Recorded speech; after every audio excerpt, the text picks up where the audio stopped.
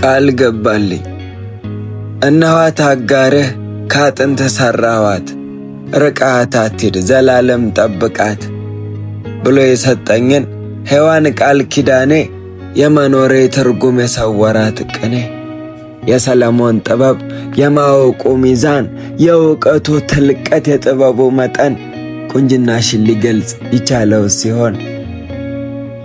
ከኔ ካስቀያሚው አጥንት ወሰደና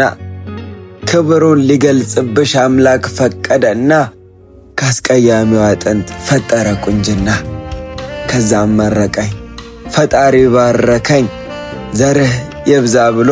ዘሬን ሊያበዛልኝ አምላክ ቃል ገባልኝ ከማንምና ከምንም በላይ አፈቅርሻለሁ